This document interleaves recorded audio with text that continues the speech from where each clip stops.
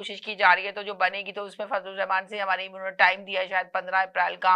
तो आपको लगता है ये सब कुछ होगा 15 अप्रैल तक, फजलुर रहमान साथ मिलके चलेंगे या इनका अलग रहेंगे, क्या होने वाला है, कुछ बताएंगे आप इस सिलसिले में? जी मुझे तो ये लगा वहाँ पे सिर्फ मुख्तलिफ किस्म की ग्रुप बंदियां हुई हुई हैं। जी। अब वो हर पार्टी में होता है ये, अब पीटीआई का सिलसिला हुआ है कि वहाँ पे डिफरेंट धड़े बन चुके हैं, जी हर किसी के धड़े बन चुके हैं और अपने अपने हालात इतनी टूट फूट हो चुकी हर है कोई पीटीआई के लीडर बन अंदर। रहा है अपनी जी अपनी सोच को आगे रखकर, हर कोई लीडर बनने की कोशिश कर रहा है। जी और बहुत सारे लोग तो पार्टी को हाईजैक करके खुद उस पार्टी का लीडर बनने की कोशिश कर रहे हैं और इसमें एक दूसरे की टांगे खींच रहे हैं, जिसकी वजह से ये सिचुएशन हो रही है। क्योंकि कोई जब भी आप उसके किसी स्पोक पर्सन की बात करें तो हर तरफ से अलग किस्म के बयान सुनने के लिए हमें मिल रहे होते हैं। तो ये मुझे नहीं पता इन लोगों की क्या अपनी प्लानिंग थी, किस तरह से इन लोगों ने किया वहाँ पे, ये क्या धरना था। और अभी तो मैंने पढ़ा था कि कुछ ओवरसीज पाकिस्तानियों का कोई ग्रुप गया है, तो वो इमरान खान साहब से जो है वो मुलाकात करेगा कल, वेडनेसडे है ना, कल। तो वो ओवरसीज पाकिस्तानी ग्रुप जो उनसे मुलाकात करेगा जाके, तो तो मुलाकात हमें तो कौन जब लोग करेगा शामिल कि है। मुलाकात करने की इजाजत दी नहीं, उनको जाए। इजाजत दी है ना उन्होंने, ओके। तो इसलिए तो अखबार में मैंने ये न्यूज पढ़ी कि वेडनेसडे को वो मुलाकात करेंगे इमरान खान साहब से। तो अब वो कौन लोग हैं उस ग्रुप, क्या हिस्सा अगर कौन वो है। समझ लें कि अगर अमेरिका के लोग जा रहे हैं मिलने के जी लिए जी तो जी फिर क्या बिल्कुल, जवाब देंगे अमेरिकन है ये? वो, अमेरिकन अमेरिकन है तो पाकिस्तानी आप का सोचे ग्रुप है। अमेरिकन पाकिस्तानी जब जा रहे हैं तो फिर वो क्या लेके जाएंगे, कौन सा पैगाम लेके जाएंगे? मगर हुकूमत को आप देख रही हैं कितना उम्मीद नजर आ रही है। आपस में एमक्यूएम और पीपल्स पार्टी की तो चल रही है बहुत तरह कि उन्होंने कहा जो बजट आएगा उसके अंदर हम वोट नहीं देंगे।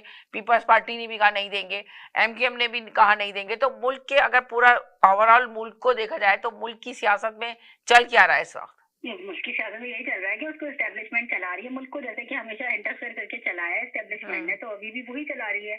और जब वो चाहेगी कि कोई पार्टी वोट दे और ये सारी चीजें सही से हो, तो फिर पार्टियों के अच्छे खान भी वोट देंगे।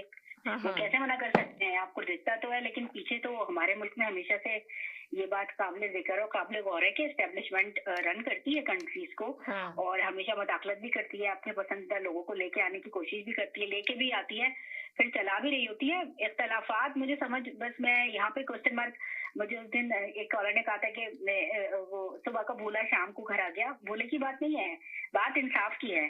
अगर इंसाफ की बात करनी है तो यही है कि अगर आपके पास सारे प्रूफ है किसी भी पार्टी के लीडर के खिलाफ, तो आप उसको कोर्ट में पेश करें और उसके ऊपर बात करें।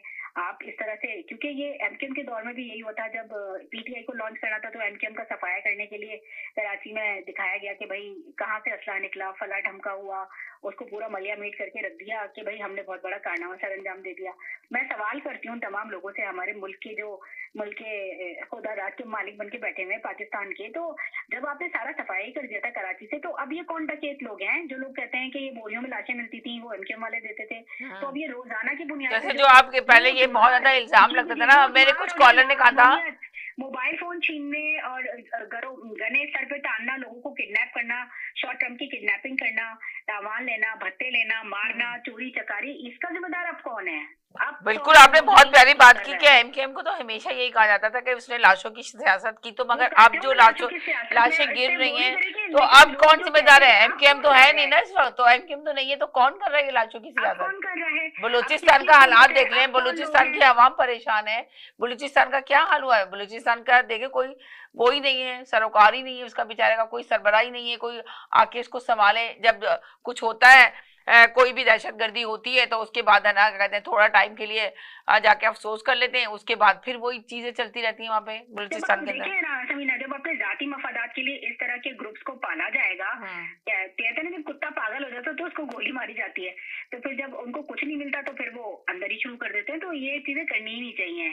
अपने मुल्क की तरक्की करनी है तो इन चीजों से बाहर निकलना पड़ेगा, जो कि कोई निकलना ही नहीं चाहता। जी तो बिल्कुल आपने सही हमारी कहा। मुल्क की सियासत का यही खासा है कि अपनी बस अपना सिक्का जमाने के लिए आप जो कर सकते हैं वो करते रहें, और दीगर पार्टियों को आप हमेशा कंट्रोल में रखें। और पार्टीज का भी यही काम है कि वो लोगों को तो कहती हैं कि ये है वो है, लेकिन आप जरा कराची की मिसाल ले लें, कोई एक सड़क ऐसी इस काबिल नहीं है जिस पर आप तमीज से गाड़ी चला सकें। तो भाई ये सारे काम करने से कौन रोकता है आपको? आप लोग बड़ी बड़ी बातें करते हैं, आपने बड़े बड़े मुल्क के सबसे बड़ा शहर कहा जाता है कि कराची, तो उसका हाल आप देख लें, पानी की लाइनें देख लें, सीवरेज की लाइन देख लें, सड़कें देख लें, जो अंडर सिटी करने के काम है वो कोई करता ही नहीं है ना, किसी को करना